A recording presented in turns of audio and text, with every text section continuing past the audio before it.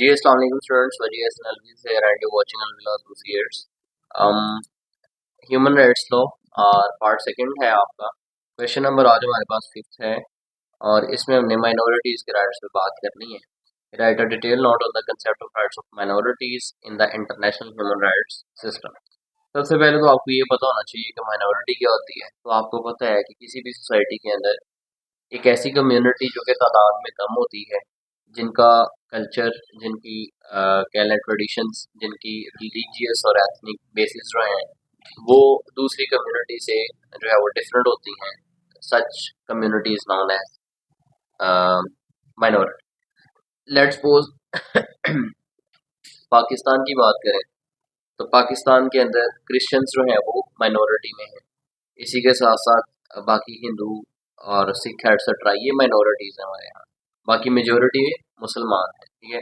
तो अगर आप इंडिया की बात करेंगे तो वहाँ पे माइनॉरिटी में मुस्लिम्स हैं, ठीक है। तो ये माइनॉरिटी।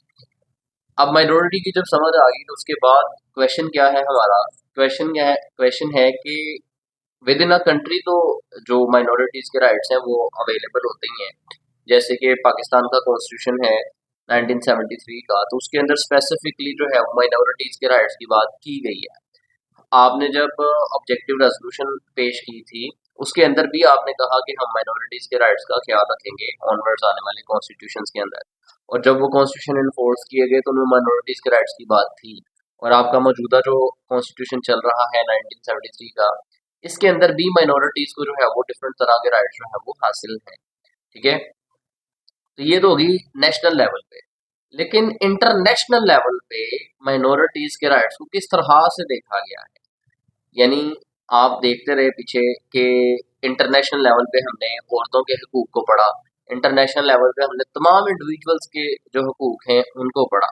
अब इंटरनेशनल लेवल पे जो आपकी माइनॉरिटीज़ हैं, जो अक़लियतें हैं, उनके राइट्स की बात होने जा रही है कि जो इंटरनेशनल लॉ है, सबसे पहले तो वो कौन-कौन से राइट्स को रिकॉग्नाइज़ करता है माइनॉरिटीज़ के एट इंटरनेशनल लेवल। और सेकेंडली हम देखेंगे कि इंटरनेशनली कौन-कौन सी ऐसी ऑर्गेनाइजेशंस हैं, कौन-कौन से ऐसे चार्टर्स हैं, ट्रीटीज़ हैं, जो कि प्रोटेक्शन ऑफ माइनॉरिटीज़ राइट्स पे जो है वो काम कर रहे हैं। तो without wasting any kind of time introduction की तरफ जो है बढ़ते हैं।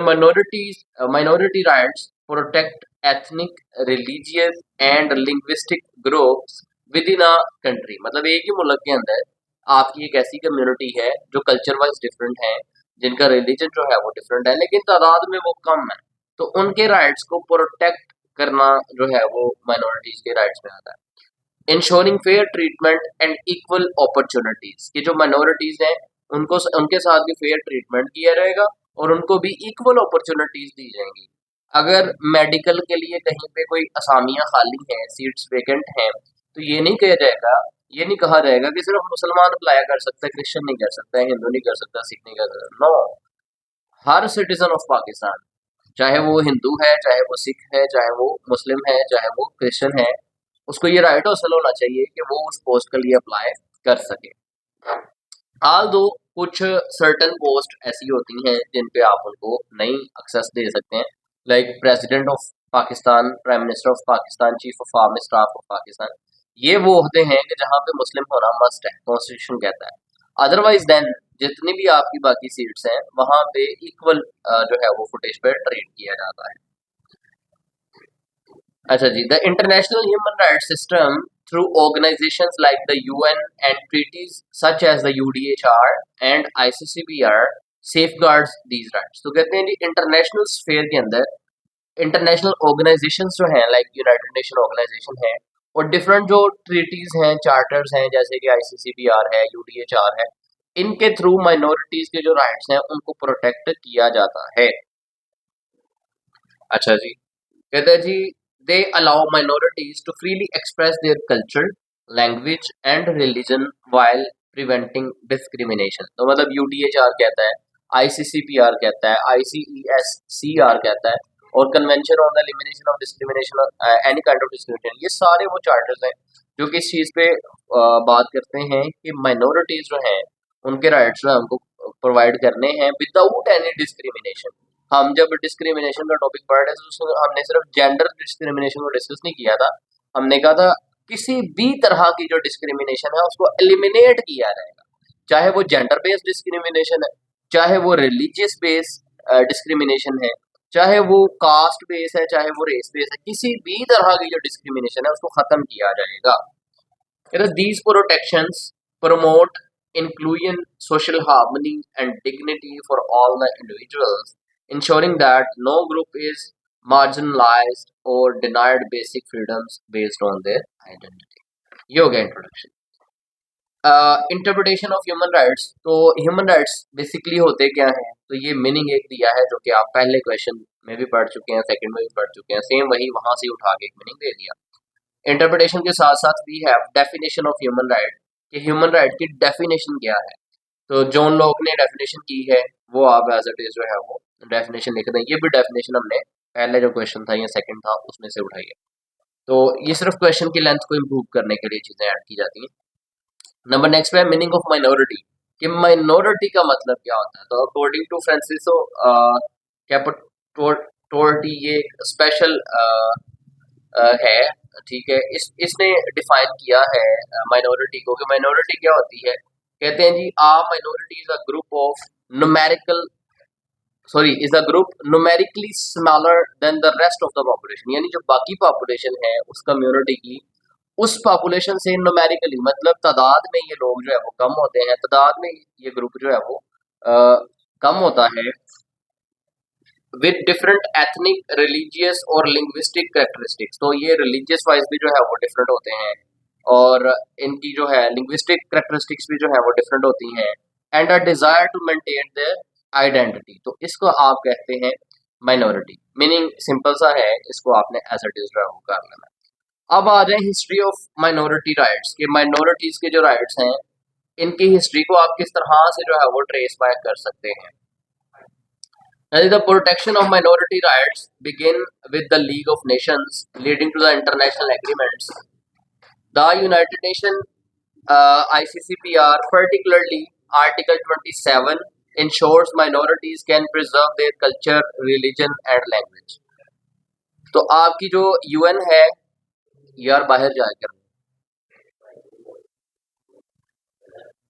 जो यूनाइटेड नेशन है ICCPR के थ्रू स्पेसिफिकली आर्टिकल 27 में इस बात को मेक श्योर करती है कि जो माइनॉरिटीज हैं वो अपने कल्चर को, रिलीजन को, लैंग्वेज को जो है वो प्रिजर्व कर सकते हैं, किसी तरह की इंटरेस्ट जो है वो क्रिएट नहीं की जाएगी। इन 1992 the UN Declaration on Minority Rights strengthen these protections. The council of European introduce 2 की ट्रीटीज। अच्छा, ये सारे मतलब पहले ICCPR के थ्रू माइनॉरिटीज के राइट्स हैं प्रोटेक्टेड हैं, देन एक UN डिक्लेरेशन है माइनॉरिटीज राइट्स पे, उसके थ्रू जो है माइनॉरिटीज के राइट्स हैं उनको प्रोटेक्ट किया गया। देन काउंसिल ऑफ यूरोपियन है, उसने 2 तरह के ट्रीटीज जो है वो इंट्रोड्यूस करवाए, उनमें भी जो है वो माइनॉरिटीज के राइट्स की बात की गई। सबसे पहले है framework convention for the protection of national minorities, ठीक है, ये 1995 का है। इसमें नेशनल लेवल पे जो माइनॉरिटीज हैं उनके फंडामेंटल राइट्स को प्रोटेक्ट करने की बात की जाती है। देन है यूरोपियन चार्टर फॉर रीजनल और माइनॉरिटी लैंग्वेजेस, ठीक है, ये 1992 का है। इसमें भी माइनॉरिटीज के डिफरेंट तरह के जो राइट्स हैं उनको प्रोटेक्ट करने की बात की जाती है। तो इसको जो है ना वो मोटर बंद करना है, इसको जो है ना आप हिस्ट्री ऑफ माइनॉरिटीज राइट्स के तौर पे ले सकते हैं। इंट्रो हो गया, राइट्स का मतलब क्या है देख लिया हमने, राइट्स की डेफिनेशन क्या है हमने देख ली, माइनॉरिटी का मतलब क्या है ये भी हमने देख लिया, और हिस्ट्रीज की किस तरह से आप देख सकते हैं वो भी हमने कर लिया। कंसेप्ट ऑफ माइनॉरिटी भी एक छोटा सा पैरा है, वो बताने की अब जरूरत नहीं है, आपको पता है कि एक ऐसा ग्रुप जो कि न्यूमेरिकल बेसिस पे स्मॉलर है as compare to other population of that community, जिनकी जो कि कल्चर के हवाले से, रिलीजियस हवाले से, अपनी जो लिंग्विस्टिक आइडेंटिटी है उसके हवाले से जो है वो डिफरेंट हो सकते हैं। सच कम्युनिटी या such group of people is known as minority, ठीक है।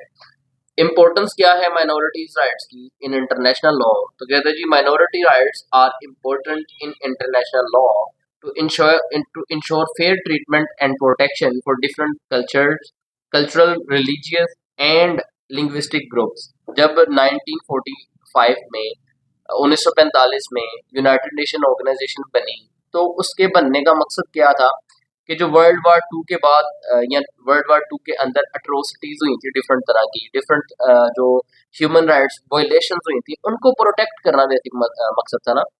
तो जब यूएन बन गई 1945 में, तो उसके बाद उन्होंने ये नहीं देखना कि हमने सिर्फ यूएसए के लोगों के राइट्स प्रोटेक्ट करने हैं, यूके के लोगों के राइट्स प्रोटेक्ट करने हैं, नहीं, बल्कि दुनिया के हर खिते में रहने वाले लोगों के राइट्स को प्रोटेक्ट करना है, चाहे वो मेजोरिटी में है चाहे वो माइनॉरिटी में है। ठीक है, दीज राइट्स हेल्प देम, नीचे वाला पैरा पढ़ लेते हैं। हाँ जी, तो these rights help prevent discrimination and promote peace, equality and diversity. तो मतलब जब आप इंटरनेशनल लेवल पे माइनॉरिटीज के राइट्स को जो है प्रिजर्व करते हैं, प्रोटेक्ट करते हैं, तो इससे क्या होता है, एक इक्वालिटी का एलिमेंट जो है वो सामने आता है। जब हम बात करते हैं रूल ऑफ लॉ की, कि all are equal in the eye of law, तो उस वो स्पिरिट जो है ना, वो ट्रू स्पिरिट यहाँ पे आगे फुलफिल होती है, जहाँ पे आप इंटरनेशनल लेवल पे सबको जो है वो इक्वल राइट्स प्रोवाइड करते हैं, चाहे वो काला है, गोरा है, अरबी है, अजमी है, या वो रिलीजियस वाइज कोई भी है, बैकग्राउंड वाइज कोई भी है, रेस उसकी कोई भी है, इन सब को पीछे छोड़ते हुए, इस डिस्क्रिमिनेशन को पीछे छोड़ते हुए, जब सबके फंडामेंटल राइट्स उनको मिलते हैं, तो यहाँ पे रूल ऑफ लॉ की ट्रू स्पिरिट जो है वो फुलफिल होती है। अच्छा जी, इसके बाद है कि these rights help prevent discrimination and promote peace, equality and diversity. International laws like the ICCPR, the UN declarations support minorities in preventing their identity and freedoms. तो जितने भी आपने चार्टर्स देखे हैं, ICCPR है, ICESCR है, UDHR है, उन सब में डिफरेंट वेज में जो है वो माइनॉरिटीज के राइट्स की बात की गई है।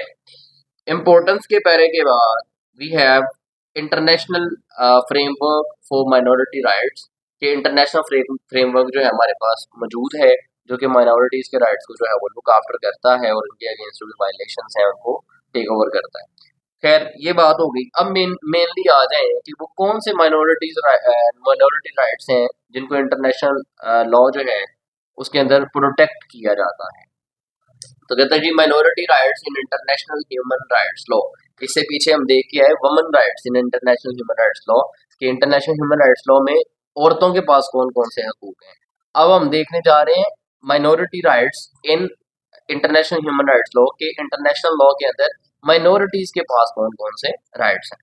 तो सबसे पहले है राइट टू आइडेंटिटी, कि मतलब वो अपना जो भी रिलीजन चाहे उसको चूज कर सकते हैं, जो भी अपना कल्चर चाहे उसको प्रोफेस कर सकते हैं, जो भी जिस लैंग्वेज से भी हैं ताल्लुक रखते हैं वो उसको जो है वो कंटिन्यू रख सकते हैं। तो ये उनको अपनी आइडेंटिटी जो है उसको प्रिजर्व करने की, प्रोटेक्ट करने की जो है वो राइट उनके पास मौजूद है। Every community has its own culture, language and traditions. Minorities have the right to protect and celebrate their unique way of life. Like अभी आप तो जो है वो रमजान चल रहा है, तो मार्च के एंड पे या अप्रैल के बिल्कुल स्टार्ट में ईद जो है अपनी सेलिब्रेट कर लेंगे।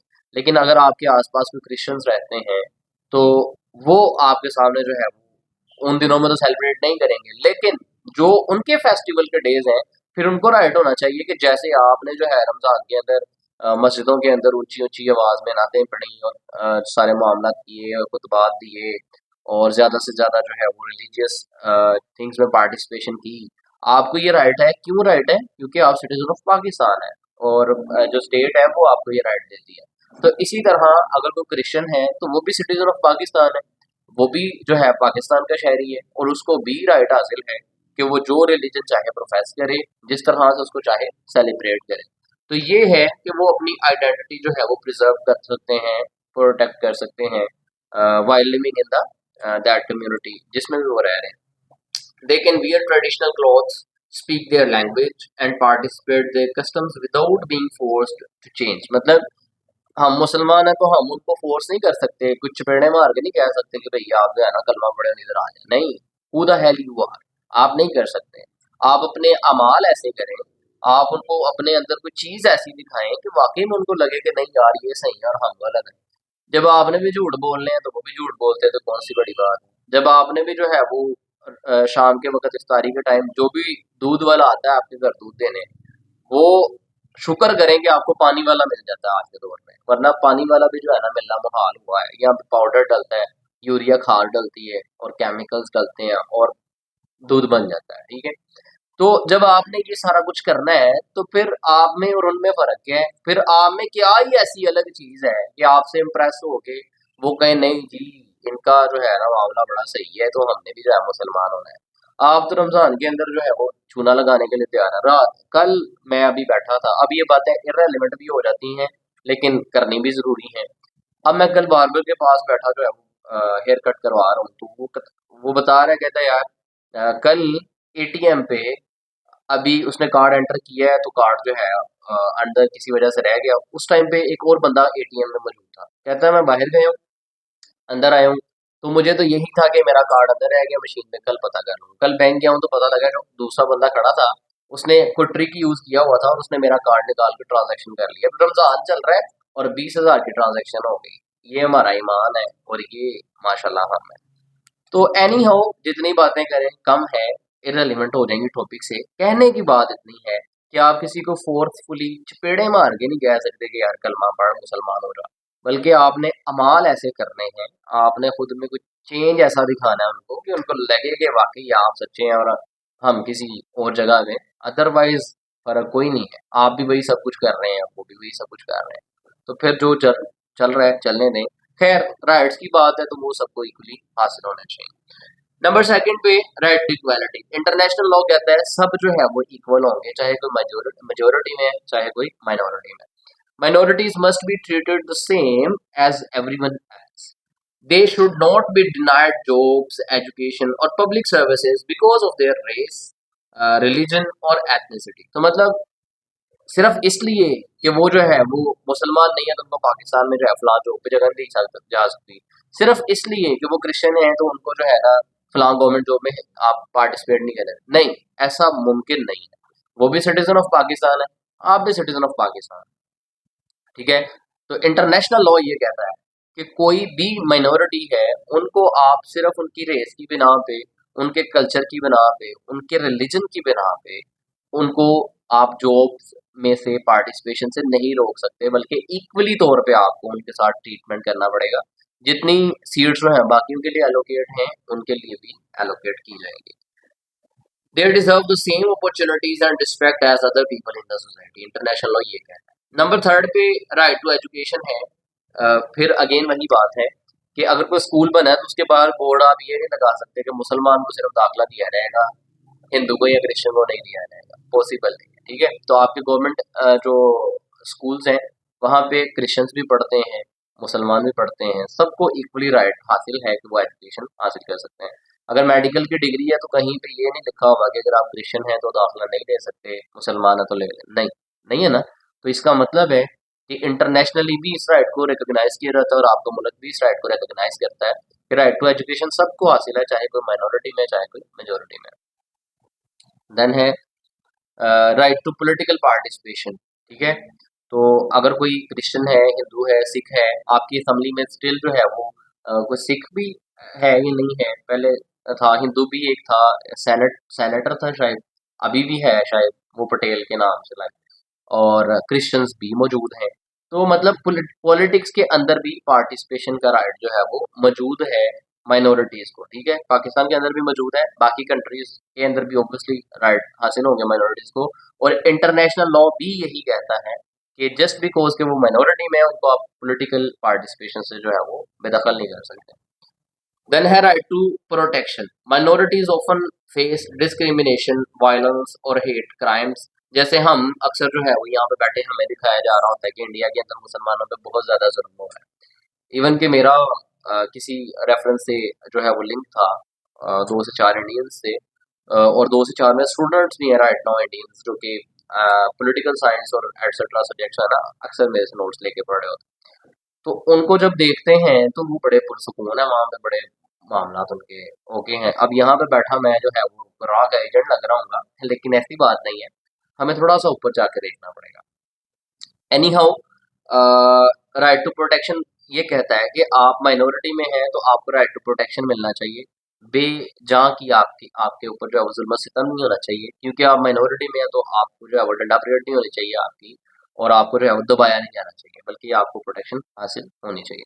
ऑल दो मैं इस बात से डिनाई नहीं करता हूँ कि जुल्म सितम होता है, लेकिन ऐसे नहीं जैसे दिखाया जाता है। Governments must protect them from harm and ensure they are safe. If someone attacks और threatens them, authorities should take action to provide justice and security.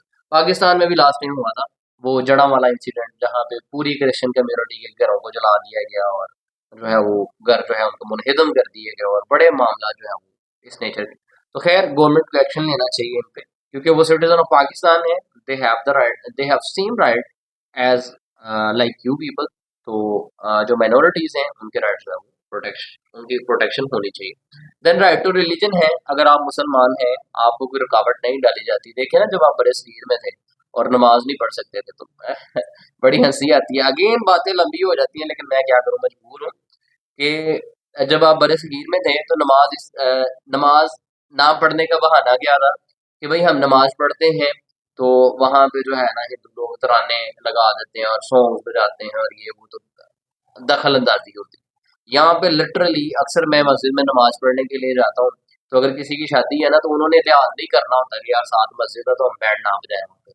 जमात का टाइम है, बैंड बज रहा है, ठीक है, ढोल बज रहे हैं, अजान हो रही है, साथ वाले घर में म्यूजिक लगा हुआ है, नो रोकथाम, ठीक है। तो मतलब ऐसा वहां पे किया था जो यहाँ पे नहीं है। सिर्फ जो है ना लॉलीपॉप है, जिसने वहां पे नहीं पढ़नी थी उसने यहाँ पे भी नहीं पढ़नी, अल्लाह के हुक्म से। और जिसने पढ़नी थी वो वहां भी पढ़ लेता था, वो यहाँ पे भी पढ़ लेगा। जिसने पढ़नी थी उसने करबला में भी पढ़ ली थी, नेज़े के ऊपर भी पढ़ लिया था कुरान। जिसने नहीं पढ़ना वो उसके पास हजारों बहाने कि बैंड बजाते हैं, तंग करते हैं, ये हो जाता है, वो हो जाता है, ये सारे बहाने हैं जितने मर्जी बना लें। तो एनी हाउ रिलीजियस राइट्स, अगर आपको वहां पे रहते हुए रिलीजियस राइट्स चाहिए थे ना कि हम पाकिस्तान में जाएंगे, इबादत करेंगे, खुद ही हमारे पास मस्जिदें होंगी, अपनी रोकथाम नहीं होगी। अब मस्जिदें इतनी है, नमाजी है कोई नहीं, अल्लाह के हुक्म से, ठीक है। तो जिस तरह आप वहां पे रहते हुए रिलीजियस राइट्स चाहते थे, ये लोग भी चाहते हैं इनको भी इनके राइट्स जो है वो दे। वैसे मैं पाकिस्तान की मिसाल इसलिए लेके समझा रहा हूँ ताकि आपके लिए समझना आसान हो। अदरवाइज हम इंटरनेशनल वे में पढ़ रहे हैं कि इंटरनेशनल लॉ ये कहता है कि हर मुल्क के अंदर जो माइनॉरिटीज हैं उनके रिलीजियस राइट्स हैं वो प्रोटेक्ट होने चाहिए। ठीक हो गया। देन हमारे पास है जी right to expression. Minorities must be free to speak their language and share their culture through books, media, and public events. They should not be punished or silenced for expressing who they are. ठीक है। Then right to land and resources है, जैसे आप properties purchase कर सकते हैं, मामला कर सकते हैं, वैसे उनके पास भी राइट है, वो भी अपने प्रॉपर्टीज परचेज कर सकते हैं। जो भी रिसोर्सेज हैं उनसे अपनी प्रोडक्शन करके अपनी लाइवलीहुड जो है वो कमा सकते हैं, उनको आपने फैसिलिटेट करना है। राइट टू फेयर रिप्रेजेंटेशन है कि the government must listen to the minorities when making laws and policies. जब लॉज एंड पॉलिसीज बनाएंगे तो कोई भी ऐसा लॉ और पॉलिसी नहीं बनाएंगे जो कि मुसलमानों को तो फेवर कर रहा है और बाकी माइनॉरिटीज के जो है वो अगेंस्ट है। ऐसा नहीं हो सकता है, आपको माइनॉरिटीज की भी जो है वो ख्याल करना पड़ेगा। Minorities representatives should be included in discussions to ensure their rights and needs are respected. Then है राइट टू इकोनॉमिक अपॉर्चुनिटीज के जॉब्स जैसे दूसरों को मिल रही है वैसे माइनॉरिटीज को भी देनी है। इंटरनेशनल स्फेयर में तमाम ममालिक से यही तकाजा किया जाता है। ये सारे वो राइट्स हो गए जो कि माइनॉरिटीज को हासिल हैं इन इंटरनेशनल ह्यूमन राइट्स लॉ। अब है international instruments protecting the minority rights. वो कौन कौन से इंस्ट्रूमेंट्स हैं इंटरनेशनल लेवल पे जो माइनॉरिटीज के राइट्स को प्रोटेक्ट करते हैं। सबसे पहले यूडीएचआर जो कि हम पढ़ के आए हैं, universal declaration of human rights, ये भी माइनॉरिटीज के राइट्स की बात करता है। देन आईसीसीपीआर यानी international covenant on civil and political rights, ये भी हम पढ़ के आए हैं, इसके अंदर भी जो है वो माइनॉरिटीज के राइट्स की प्रोटेक्शन की बात है। Then international covenant on economic social and cultural rights यानी ICESCR, वो भी माइनॉरिटीज के राइट्स की कहीं ना कहीं किसी न किसी तरह बात करता है। तो ये सारे वो इंस्ट्रूमेंट्स हैं कि जिनके थ्रू इंटरनेशनल लेवल पे माइनॉरिटीज के राइट्स को प्रोटेक्ट किया गया। लास्ट पे है माइनॉरिटीज राइट्स इन पाकिस्तान के। पाकिस्तान के अंदर माइनॉरिटीज के राइट्स किस तरह से प्रोटेक्टेड हैं, तो अपना कॉन्स्टिट्यूशन ओपन कर लें 1973 का, आर्टिकल 20 पढ़ लें, आर्टिकल 21 पढ़ लें, आर्टिकल 25 पढ़ लें, आर्टिकल 36 पढ़ लें। ये वो सारे आर्टिकल्स हैं और 37 है जहाँ पे माइनॉरिटीज के राइट्स को प्रोटेक्ट करने की बात की गई है। यहाँ पे एंड पे मैं जब 2-3 पॉइंट्स स्किप करता हूँ तो उसका मतलब ये नहीं होता कि मैं भाग रहा हूँ, उसका मतलब ये होता है कि आपने इसको पढ़ना है। ठीक है, मेरे टीचर थे बैठे हुए थे तो उन्होंने कहा वजी काम अच्छा कर रहे हो तो क्या प्रोवाइड करते हो मतलब एक क्वेश्चन के अंदर। तो मैंने कहा सर कोशिश होती है कि मार्केट के अंदर जितनी भी चीज़ें हैं ना उन सबसे बेहतरीन हो, और ये कोशिश होती है कि कोई भी चीज़ जो है ना कम ना रह जाए उस क्वेश्चन के अंदर, उस टॉपिक के अंदर, हर लिहाज से क्वेश्चन कंप्लीट हो। उन्होंने कहा गलत करते हो। मैंने कहा सर इसमें क्या वजह है।